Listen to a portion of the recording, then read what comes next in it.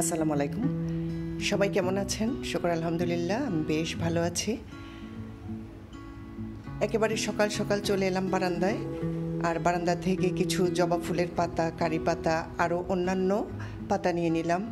ইদানিং খুব বেশি চুল পড়ছে কিন্তু দেখা যাচ্ছে যে নতুন কোনো চুল গ্রো করছে না। আর সেই জন্য আজ আমি একটা তেল বানাবো, আর এই তেলটা অনেক বেশি উপকারী। তো এখানে প্রথমে আমি আমার বাচ্চাদের জন্য একটু নাস্তা তৈরি করে নিলাম। ওরা মিট বক্স খুব বেশি পছন্দ করে, ওদের জন্য একটু মিট বক্স তৈরি করলাম।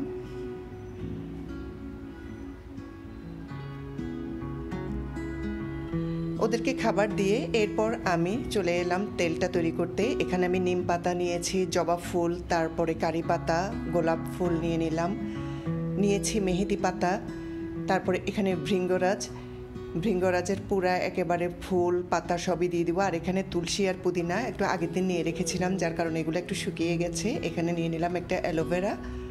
প্রথমে পাতাগুলো যেগুলো নিয়েছি এগুলাকে পানি দিয়ে একটু কিছুক্ষণ ভিজিয়ে রেখে ভালো করে ধুয়ে নিব।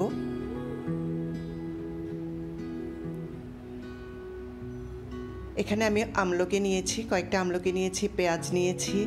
পেঁয়াজ কিন্তু চুল গ্রো করার ব্যাপারে অনেক বেশি কাজ করে। আর এখানে নিয়ে নিয়েছি আমি তেল। আমি একটা ভার্জিন কোকোনাট অয়েল নিয়েছি।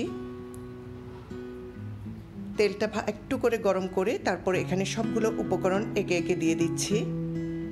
আর মনে রাখতে হবে যে এটা একদম হালকা আঁচে করতে হবে। দিয়ে দিলাম কালিজিরা, আর এখানে দিয়ে দিলাম মেথি। কালিজিরা আর মেথি চুলের জন্য অনেক বেশি উপকারী। মেথি তো চুল একদম সফট সিল্কি করে, আর অ্যালোভেরা চুল বাড়তে সাহায্য করে।